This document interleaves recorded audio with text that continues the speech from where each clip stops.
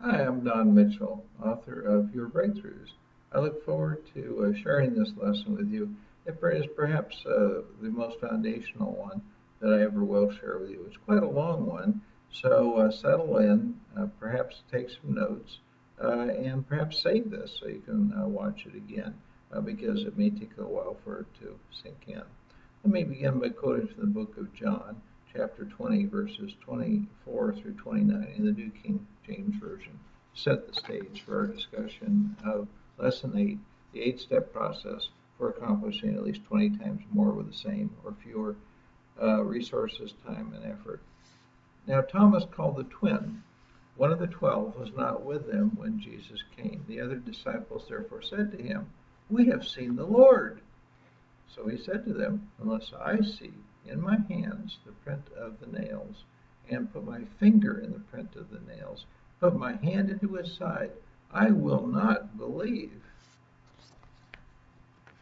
And after 8 days his disciples were again inside, and Thomas with them. Jesus came, the door being shut, and stood in the midst, and said, "Peace to you." Then he said to Thomas, "Reach your finger here, and look at my hands, and reach your hand here, and put it into my side. Do not be unbelieving, but believing." And Thomas answered and said to him, "My Lord and my God." Jesus said to him, "Thomas, because you have seen me, you have believed. Blessed are those who have not seen and yet have believed." Accomplishing some things takes time, and following the 8 steps in the right order. Thomas, one of Jesus' disciples, provides us such an example in John 20, verses 24 through 29. During the evening of his resurrection on the first Easter, Jesus appeared to all but Thomas of his remaining 11 disciples. Upon being told this marvelous news, Thomas doubted that Jesus was alive and described all that would have to take place for he would believe in the resurrection. 8 days passed and Jesus appeared again. This time Thomas was present. Knowing of his doubts, Jesus invited Thomas to apply the tests earlier described. In response to his words, Thomas simply acknowledged Jesus as Lord and God. Jesus then commented that while seeing is indeed believing, he also knows that blessings await those who can believe in the resurrection without having seen him. With those words, Jesus turned Thomas's doubt into an object lesson to help all of us have more faith in him. Similarly, we should not be surprised if time in passing through many proof steps will be required before we can determine, with the help of the Holy Spirit, the right ways to become much more fruitful for God and his kingdom. In this lesson, we consider 8 steps for producing 2,000% solutions. First, understand the importance of measuring performance. Second, deciding what to measure. Third, identifying the future best practice and measuring it. Fourth, implementing beyond the future best practice. Fifth, identifying the ideal best practice. Sixth, pursuing the ideal best practice. Seven, selecting the right people and providing the right encouragement. And 8, finally, repeating the first 7 steps to repeat the whole process. To be sure to follow steps in this order. I primarily draw from the portable 2000% solution to define and explain the process steps for application to an organization, since that's more complicated and potentially of higher value for God's kingdom than improving something you do individually. However, the same process steps apply to individual 2000% solutions as they do to organizational ones. We begin with understanding the importance of measuring performance. Step 1. The losses caused by stalls can be overcome by having measurements that your organization understands, pays attention to, and knows how to respond to. The observation is true because measurements help erase complacency. Most people view the measuring process too narrowly, however. Here's an example. A corporate planner went to a seminar given by business strategist Peter Drucker. The planner asked Drucker to pick the best single measure of corporate performance. Drucker replied, and I quote, "My dear sir, you obviously know nothing. There is no single measure of corporate performance that is any good. Use them all and try to develop new ones, and each will teach you something you need to know," end quote. Drucker's point was that measurements are highly subjective and imperfect. Would-be makers of 2000% solutions are going to need lots of measures. One CEO tells another Peter Drucker story about measurements that may fit you. Drucker had presented a seminar on personal improvement to the CEO's U.S. Air Force group years earlier. Each man was instructed to measure in great detail how he spent his time for a week. The CEO found this task to be a life-changing experience. The measurements reveal all of his bad habits and put the CEO on guard to avoid those bad habits in the future. Unfortunately, the CEO's example is rarely followed.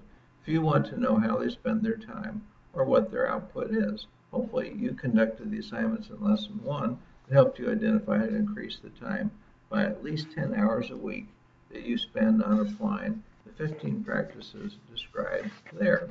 If you have not yet done so, I strongly encourage you to perform this assignment now. Let's look at the organizational implications of doing more measuring. Visitors to the finance and data processing staffs of a large company were astonished to notice that each cubicle's walls were literally covered with performance measurements. The idea was to encourage more focus on expanding productivity. Almost all the measurements have been developed by the workers for their own use. By looking at one another's measurements, staff members could see how well they were doing in comparison.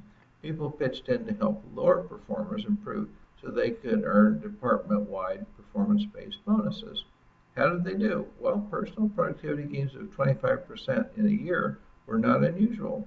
Furthermore, corporate productivity in these same areas grew by a similar amount.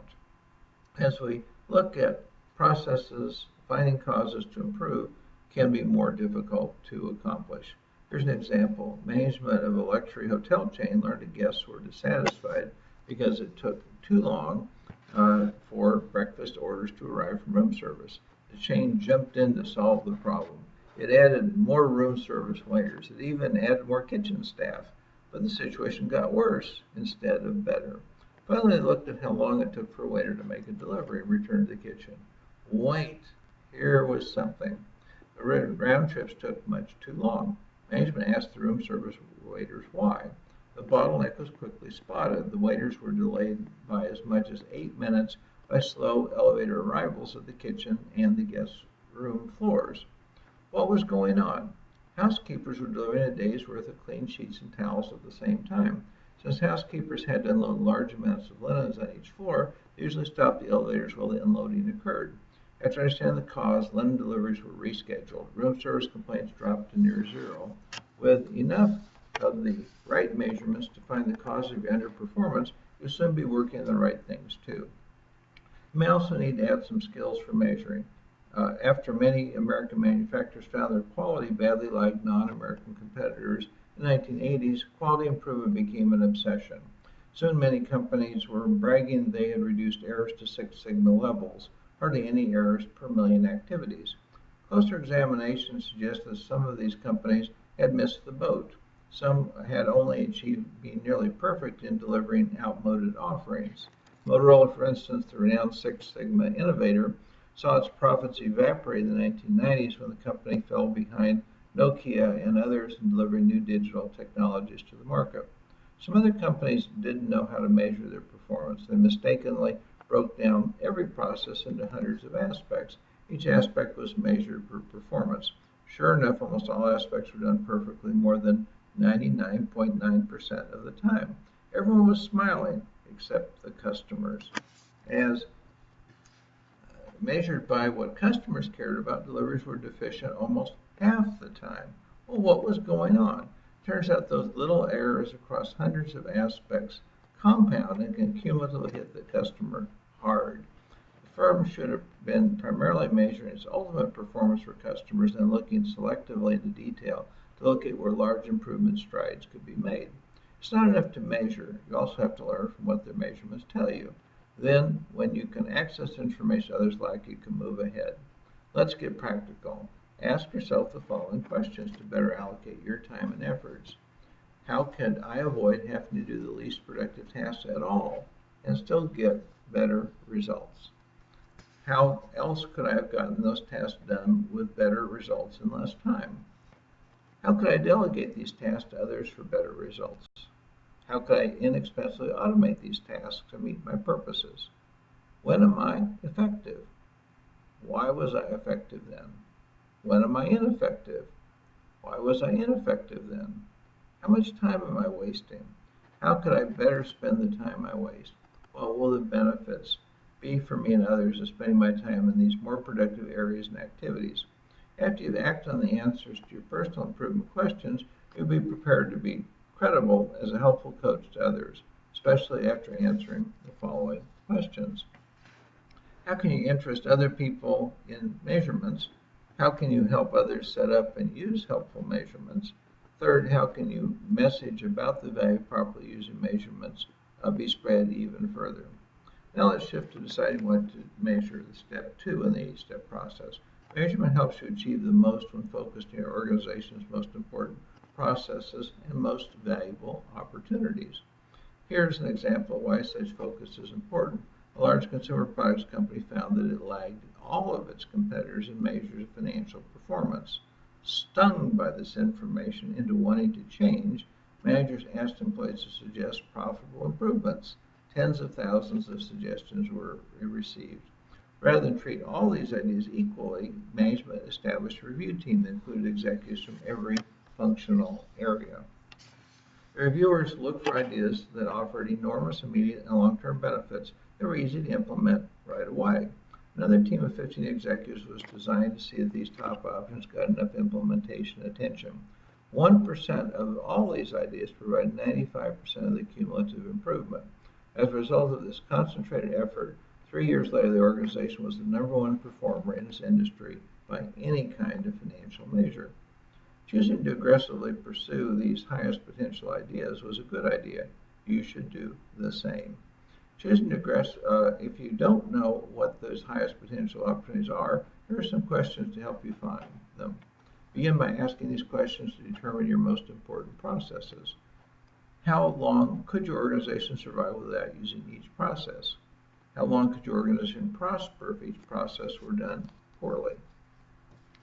How long will your organization last if it performs each of its processes less well than similar organizations? After having gotten a sense of what your most critical processes are, ask these questions. If you did the processes as well as you can imagine it, what would be the size of the benefit compared to how well you're doing today? If you did the process as well as you can imagine, what other opportunities would open up? And what would developing these opportunities be worth? This is a fairly good time to identify what measures are most available for comparisons outside of your organization. Be sure to check all your data to see how well they help you to understand your performance. Once you've done that, begin eliminating some less helpful measurements while paying more attention to the most helpful ones. To make this shift, work with data until you can statistically identify causes and effects. And decide how much to spend to measure and analyze. Keep in mind the size of the potential benefits. Some expensive measures are well worth the cost. One firm found that a single measure, which cost more than all the other measures combined, provided almost all the insights into improving an essential process. Had the company stopped looking because of the expense, the firm's sales would be less than half and profits below a quarter of the current level. Knowing now what to measure, it's time to look at identifying and measuring the future best practice. Step 3. Your next challenge is to identify the best in the world performance or type of the process will probably look like in or out of your industry or type of activity for the next 5 years with what the available technology and resources will probably be. We call that performance the future best practice. Chances are that your organization does not yet know how to find and select the improved practice elements that, when combined for the first time, will drive you well ahead of all others. To do better than the best, you have to know what the best is and what that best performance will be in the future. Otherwise, you'll probably set an objective that's too low, denying yourself what you can learn by studying the best. Never assume you know the right answer before you seek to develop practices that exceed the best others will probably do. Unfortunately, many intelligent, experienced people do just that. They smugly pursue their own ideas without looking further. They forget that every activity is filled with bright, energetic people. For every critical task within your organization, there will almost always be someone on the outside who does it better. In fact, the odds favor the future best practice lying outside your types of activities in reasonably similar areas. Here are some useful steps to begin your search. First, look internally to find out who does it better than anyone else in your organization. Second, identify why some operations perform better than others. Third, ask around inside your organization and start learning who does something similar, even better than in other types of organizations.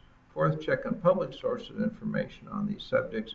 Fifth, contact those who may have something to offer. Sixth, consider buying access to best practice databases like those maintained by accounting firms and the American Productivity and Quality Center. Seven, interview experts and academics who may have applicable knowledge. Eight, ask those you contact for other leads. Nine, look globally.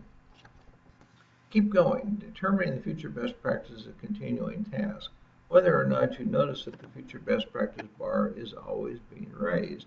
Be circumspect about this work, however, lest you prematurely awaken a sleeping rival. When you do your research into future best practices well, you'll be able to identify several current best practices from outside your organization others of your type are not using. The current best practices in your kind of organization, where both sets of current best practices will probably evolve as processes and to what performance levels over the next 5 years.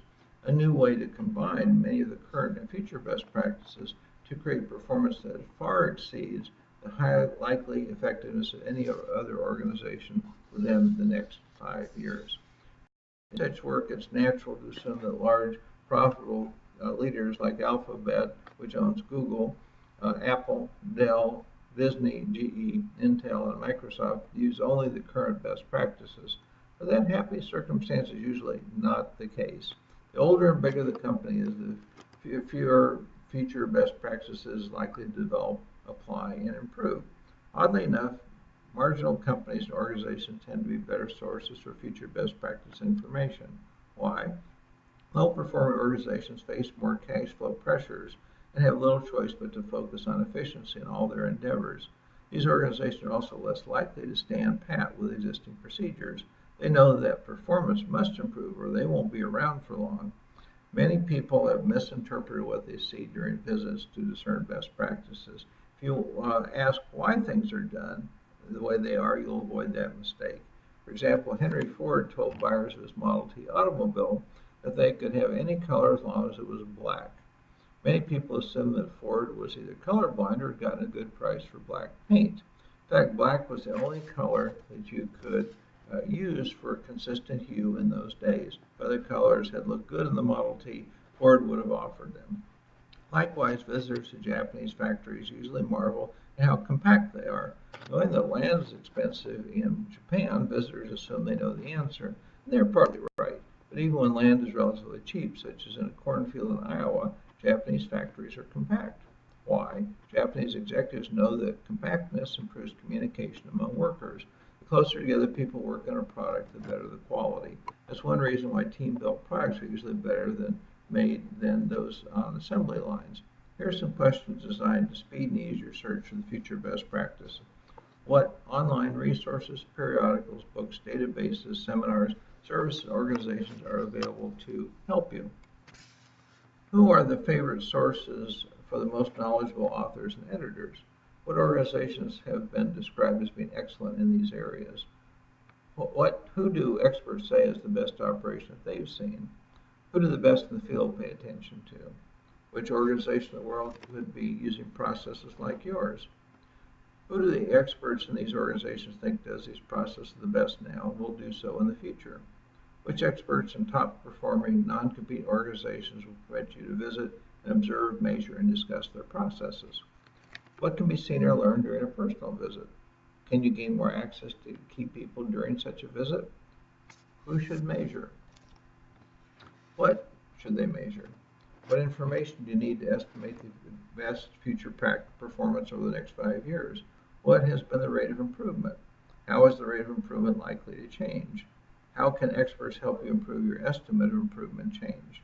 Now that you've measured and know what the future best practice will be, it's time to implement beyond the future best practice, step 4. So successful leapfrogging the future best practice requires your best change leaders unify efforts. These leaders must commit to this challenging objective and shift the organizational culture to do more to support them. Those working on the implementation must become masters of understanding the steps needed to successfully make change. Narrow your focus to a few areas of highest promise so that you do not water down your potential for achieving results. Begin by segmenting these aspects of exceeding future best practice into three categories. One, that can be implemented almost immediately with little effort. Two, can be implemented within 2 years with effort and attention. And three, can be implemented over more than 2 years. In your triage agenda, you can probably do most things that fall in the first category easily, quickly, and with little help, except for the activity stymies a high priority item from the second category. The challenge comes in selecting what to implement from the second and third categories. Here's an important limitation to keep in mind. You probably cannot simultaneously make more than 3 or 4 changes involving several of the same people. You'll make the most progress when you pick the best balance of near and intermediate term benefits while placing the least strain on your people and resources. To that mix, add anything else you can do through aggressive use of outside resources that doesn't increase the internal burden. Within that agenda, give high priority to actions that will give you the most benefit over the next 2 years. Organize your efforts so that this significant benefits can be realized every 6 months to keep everyone feeling motivated. Since the thinking you will do during the next 2 steps will suggest other outstanding choices, beware of setting too many firm projects in this step. But if completing step 6 will take more than a few months, you should begin to implement some of what has been identified in step 4. In this case, our recommendation is that you reserve some change capacity, such as the time of key people, analytical resources, and budget, beginning around the time that you will have some new projects to work on from your work in step 6. This approach may mean that you will choose to mine category 1 from the triage list much more heavily for now than category 2. To estimate how long it will take you to put a new practice in place, look at the experience of those who preceded you in implementing these practice elements. Then consider whether your organization will be a faster or slower learner integrator than they were. As you consider your choices, be open to having the company you studied or some of its former employees be an outsourcing provider to speed your progress. Simply because you want to employ a certain method doesn't mean that you need to become the world's expert in that area. Beware of taking quantifications of likely benefits too literally. One project may appear to offer 10 times the potential of a second project, but the former project may also be 100 times more difficult. Instead, emphasize places where you can effectively concentrate resources while facing little resistance from any stakeholder. Choose a project that seems to offer more benefits, however, when 2 competing projects present similar difficulty and degrees of opportunity in opposition. Organizations vary widely in their ability to exceed future best practices through using new combinations of best practices. Many overestimate how well they will do in bringing groundbreaking new directions to an industry. To avoid that mistake, ask yourself these questions. What significant attempts has your organization made to improve over the last 5 years? Which attempts achieved their purpose on budget and on schedule? Which attempts did not? What were the apparent causes for the 2 types of results based on discussions with those who worked on the attempts? How many of the successful implementations were key individuals able to work on at a time? And finally, what could you do in the future to improve your organization's effectiveness in such implementations? Your ideas for projects to exceed the future best practice will usually come from research into what others are doing and planning to do. To test the direction you should take, check out what's involved in developing project plans based on the answers to the following questions. Which projects have a favorable cost to benefit ratio? Which projects have an affordable cost compared to your resources and limitations? Which projects have a reasonable likelihood of success? Next, compare your plans to past results. Here are questions to help you do so. Which of these potential changes look like your past successes? Which potential changes look like your past misses and messes? Do the opportunities to use your strengths in implementing future best practice exceeding changes provide you with enough benefit to exceed the future best practice? If not, what are the simplest, most effective ways to enhance your organization's ability to provide or absorb more valuable improvements? And finally, what are the risks of failing to succeed? With thoughtful answers in hand to these questions, you're ready to identify the ideal best practice, step 5. The ideal best practice is simply the most effective process that can possibly be accomplished by anyone over the next 5 years. We usually exceed the future best practice by a wide margin. The ideal best practice reflects a performance level that might not normally be reached for decades. Here's an example. In corporate communications, an ideal best practice would be having all employees receive, understand, act on a message in appropriate ways within a few seconds. We know that's possible because those seeing a fire, smelling smoke, and hearing a fire alarm in a building will respond appropriately in that amount of time. By comparison, the organization performance today represents a tiny fraction of what is possible. People perform nearly perfectly all the time in many different ways. Put those perfectly performing individuals into an organization, it's often like removing 99% of their intelligence. That's the negative result that follows from employing poorly designed processes. Before searching out the ideal best practice for your activity, let us observe that you are seeing the ideal best practices of near perfection all around you on a daily basis. But chances are you don't notice the near perfection at all. Instead, your focus is probably on what isn't working well, and you have become either frustrated or annoyed because of it. Here are questions that our students of 2000% Solutions have found to be mind-opening in this regard. If you don't answer any other questions in this lesson, be sure to answer these questions. They provide the key to exponential success for developing many breakthrough methods. Most people can do this exercise in less than an hour, but even if you spend more time, you'll be way ahead of those who never answer these questions. Keep in mind that adding understanding is more important than speed. First, what are 50 examples of individuals perform near perfectly on a regular basis? Second, what are 50 examples of how people in groups perform near perfectly on a regular basis? And third, why do these near perfect performances occur? Fourth, what's missing from your organization's approach is most important task for your organization to improve to near perfect performance. Here's an example to get you started. Employees are very good at remembering to cash their paychecks. Rarely do paychecks go uncashed. Why? Well, unless employees are very wealthy or extremely forgetful, they need to cash or deposit their paychecks in order to buy food, pay for shelter, and take care of the rest of their lives. For most people, not cashing a paycheck would be like trying to hold your breath for the rest of your life. It's an activity that cannot be sustained. Many examples of near perfection draw on these elements. It's natural to do so. People enjoy doing them. The consequences of not doing it are severe, and people understand the consequences and know exactly what they have to do. Most leaders will choose goals that are 30 to 50% likely to be reached. Setting more challenging goals can stimulate higher performance by making the task more interesting for employees and other stakeholders. But it's a bad idea to set high goals without providing clear direction for how to succeed, helping employees gain confidence in the likelihood of reaching the goals. Utilizing the ideal best practice focus provides a major improvement in goal setting by identifying both a higher standard and one that is achievable and credible to employees. In essence, you gain more stretch with the same degree of psychological comfort. Let me now list 5 methods for using ideal best practices to go beyond your ideas on the subject of exceeding the future best practice and your first thoughts about applying ideal best practices. First, combine perspectives of similar ideal best practices for individuals in new ways. Earlier in this lesson, we asked you to identify 50 examples of individuals perform near perfection on a regular basis. Take out your list. Examine where you see 2 or more ideal practices exemplify a general approach that could be used to create a breakthrough in something you do now.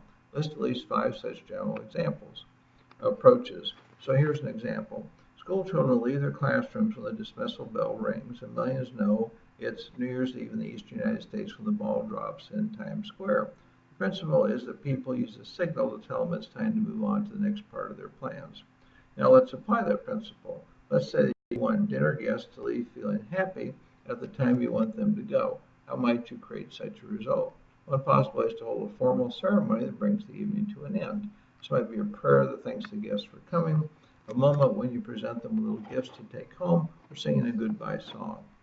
When the ceremony plays its proper role, you'll have to tip your guests off in advance that you plan to end the evening on that note. The best time to provide your alert will be when you invite them, and be sure to mention your plans again during the evening. Otherwise, you may hold your ceremony and still have dinner guests hanging around after you wish them to leave. Second, combine perspectives from dissimilar ideal practices for individuals in compatible new ways. Examine your list again to see places where 2 or more ideal best practices provide different principles that could be combined to create a breakthrough for you.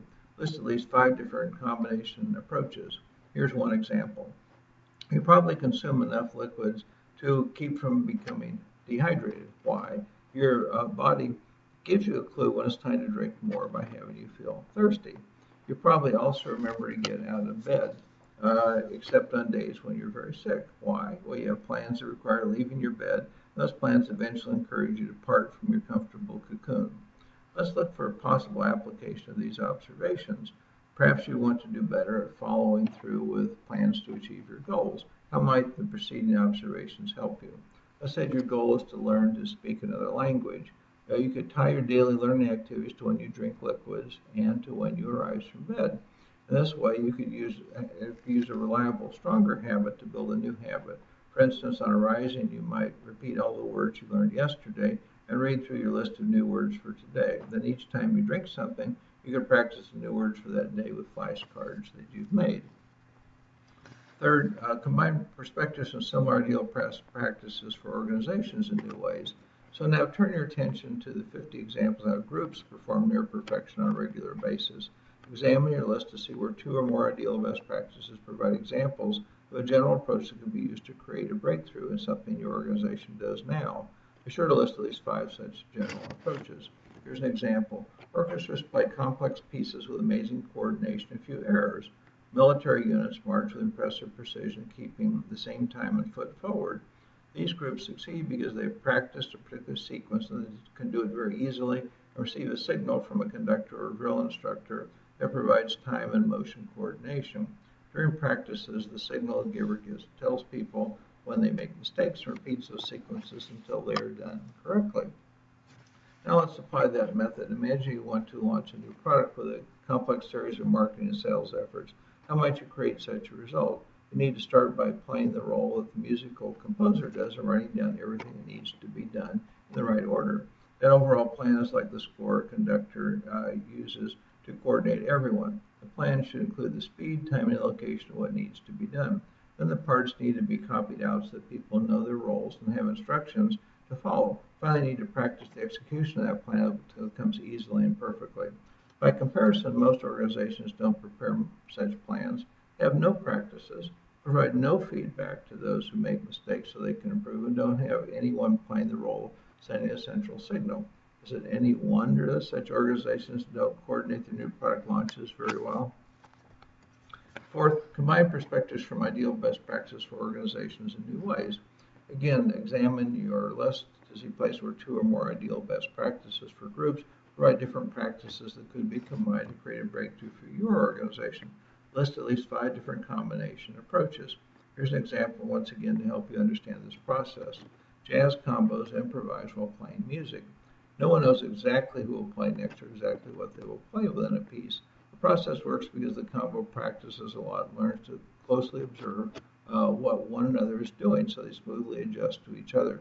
Postal services rarely fail to deliver mail that's entrusted to them. That's true both because postal workers understand the importance of the mail. They are customers too, and roles are clearly defined in ways that reduce the risk of mail being lost. Let's combine and apply these 2 practices. Some of you want your organization to develop more flexibility by ensuring that each person learns how to do at least one another person's job who works in the same unit. And that way, if someone's out for a day, work proceeds smoothly. Using the jazz combo example, you might give workers the opportunity to choose what other jobs they learn. Only if some jobs are not going to be learned would you need to make assignments. To ensure the learning takes place, you could set practice times when each person spends half the session helping someone else learn, and the other half learning. To ensure that coordination does not break down, you could ask those who have the jobs to write out steps for the task so the substitute would not forget an important step. To make that forgetfulness even less likely, you should set some time where each substitute spends a day on the receiving end of the work in order to appreciate, as postal workers do, what it's like to rely on what's done. Such cross-training usually goes very slowly in most organizations. What's missing? Usually the cross-training doesn't even begin until a supervisor reviews an employee, decides to recommend cross-training. Regular opportunities to learn aren't scheduled in many organizations, so the training proceeds slowly.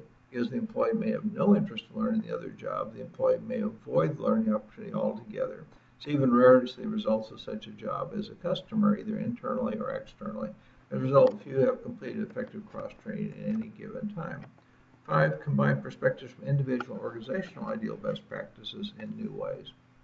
And the 5 approaches to identify ideal best practices, this 5th one is the most powerful because it allows you to build on individual strengths in nearing perfection to create new dimensions of group strengths.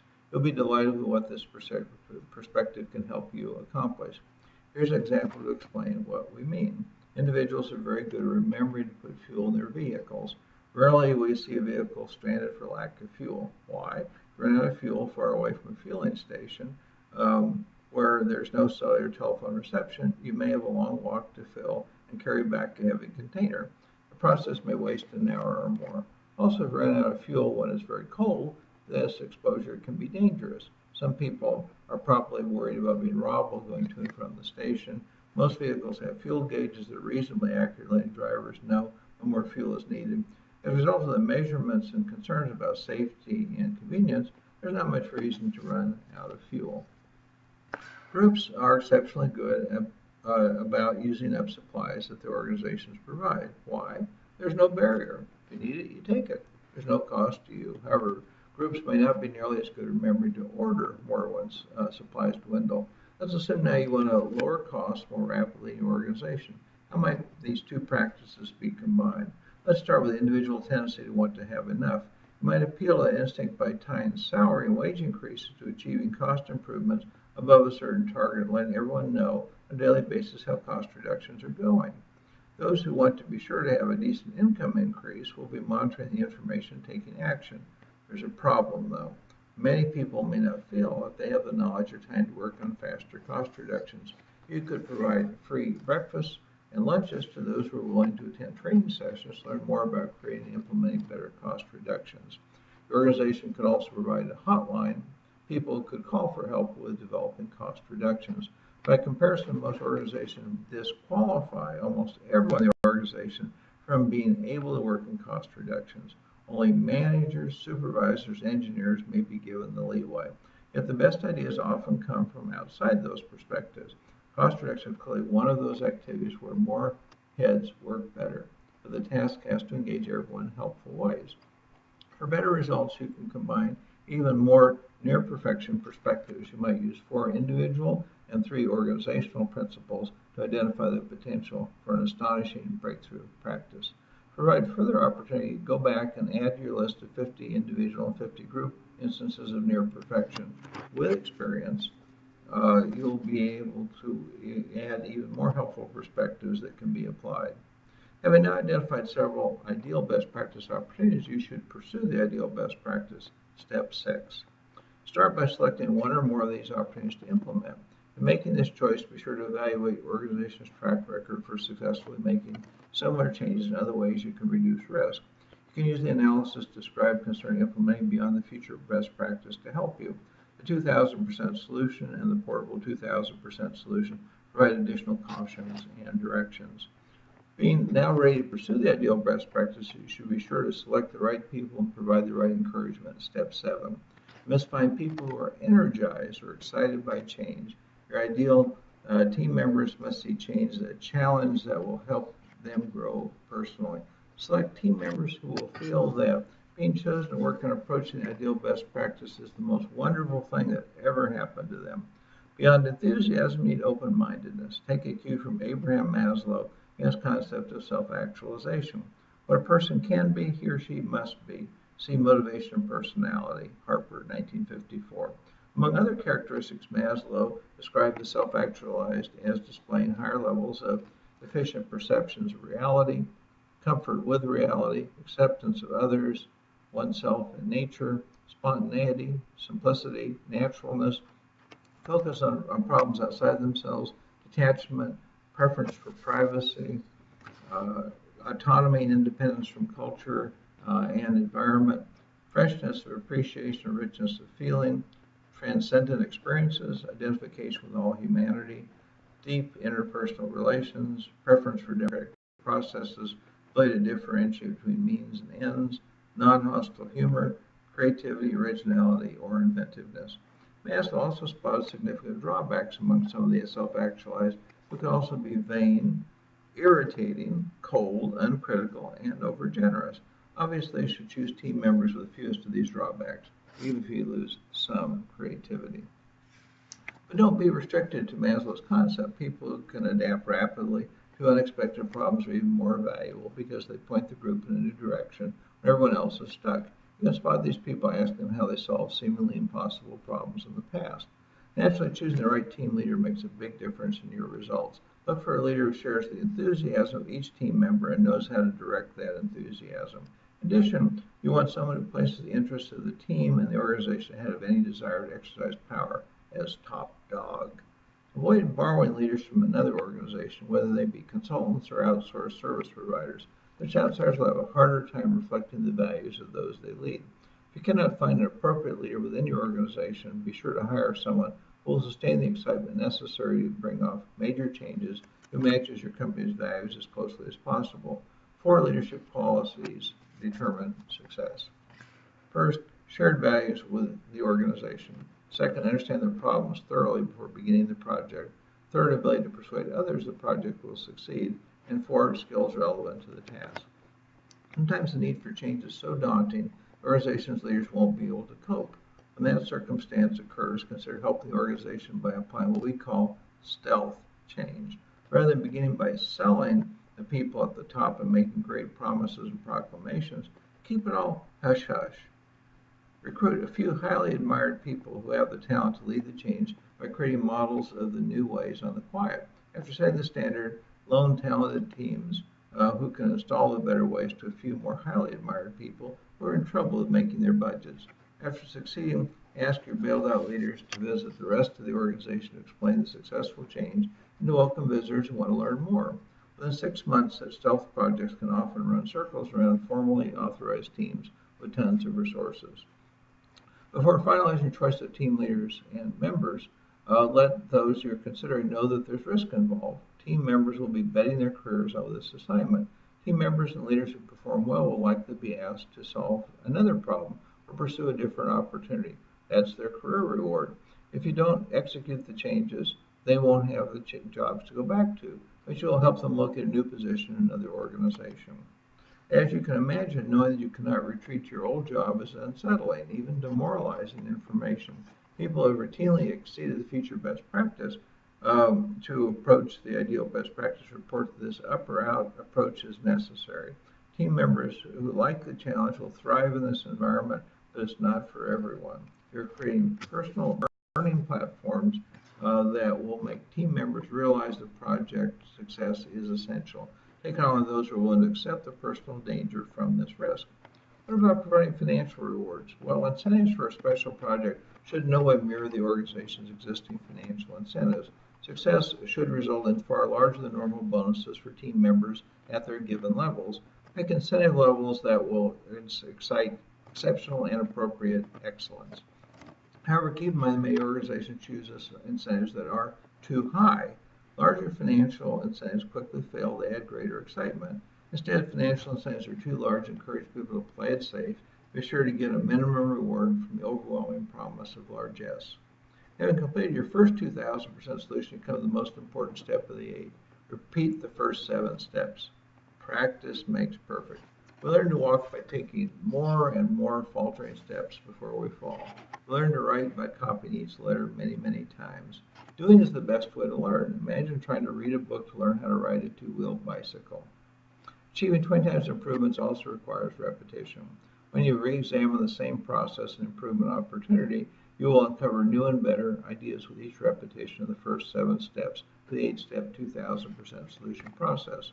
The gains from such a repetition can be staggering because they usually multiply onto a higher performance base. Here's an example. Imagine you've just created a way to expand revenues by 20 times from the current level. On the next re-examination of the opportunity, you might find a way to increase revenues by an additional 200% from the 20 times improved base. A seemingly more modest increase would be equal to double the entire gain from the first 2,000% solution. Many times re-examination leads to larger absolute gains during the repetition than during the initial examination. Naturally, when a 2,000% solution is reached on top of the first 2,000% solution, you've turned a 20 times gain into a 400 times gain. Take the opportunity to examine such an area for a third time. If you have widely chosen to work in your highest potential opportunity, this upside potential shouldn't surprise you. It's also unlikely that any other opportunity will be as large as re-examining what you have just finished. When people first create and implement a 2,000-minute solution, most will opt not to re-examine this area for at least 5 years. That's a big mistake. In most cases, you can start re-examining the opportunities right away and come up with big gains. By looking for more opportunities sooner, you'll build on the momentum of what you learned in the first iteration, as well as deepen your understanding of the opportunity. There are valuable related benefits from such repetition. Each successful increased commitment to creating 2,000% solutions while geometrically expanding the resources available to pursue new solutions. With practice, the 2,000% solution process becomes easier, more productive, and faster. At some point, creating 2,000% solutions will become part of your organizational culture. As a result, you'll have even more good habits to help performance when you're not working on 2,000% solutions. You'll also notice and start working sooner on large opportunities. When the 2,000% solution process has been accepted into your organization's culture, you'll benefit from having a powerful common language, thought process, and capability for improvement. To accomplish this desirable result, your organizational leader must create an expectation that creating 2,000% solutions is the new standard of what must be accomplished. With that focus, the leader's words will become beliefs throughout the organization. The beliefs will trigger thoughts. The thoughts will become ideas. The ideas will become actions. The actions will become new habits. The new habits will be reinforced, improved by experience and success. The new habits will upgrade the culture. Repetition will strengthen, deepen, and widen the impacts of each of these reinforcement mechanisms. The main issue for you is in reinforcing repetition 8-step process. Skip this step and you'll lose almost all potential benefit of using what you have just learned in this book. Here's your assignment for increasing the likelihood of frequent, effective repetitions of the 2,000-minute solution process. Make everyone aware the 8-step process will be repeated in the same area again and again. When the process has begun, set early dates to start repeating the process. Set dates to begin the 8 steps in other important management areas. Set dates to begin repeating the 8 steps in those other important management processes. Add to your organizational ability to use the 8-step process to improve capabilities such as more measurement capabilities to spot unperceived ways to improve, better ability to identify cause and effect, increased access to organizations with best practices you can use, faster learning from other organizations, improved forecasting of future practice improvements, enhanced conceptualization of the ideal best practices, and effective planning for more quickly approaching the ideal best practice will contain costs while moving rapidly and engaging new opportunities opened up by nearing the ideal best practice. Make a copy of this assignment and put it near your work computer so you'll see the assignment every time you use the computer and be reminded to take these critical actions. So let me now summarize your Lesson 7 assignments. First, write down where your organization is performing well in relation to your needs for tomorrow. Second, write down where your organization needs to improve now in light of tomorrow's potential. Third, write down those areas where your organization must change in order to perform close to the future potential and set deadlines for when those changes need to occur. Fourth, share what you have written with those who will have to make the changes. Give them this book and set dates for completing plans to meet these deadlines for change, or you can simply have them watch this video. 5, help everyone in your organization learn to create many 2,000% solutions by employing the management process described in this lesson. 6, put measurements in place within each key activity to track the rise and fall of complacency throughout your organization. 7, check to be sure the dates to begin repeating the 8-step process are being observed. 8, reread this lesson or listen to it again annually. So I hope this has been, I know it's a long lesson, but I hope it's been a good one for you. Until we speak again as we move on to the next area of how to make your breakthroughs, may God bless you, your family, and all you do in the name of Jesus. Goodbye for now and take care.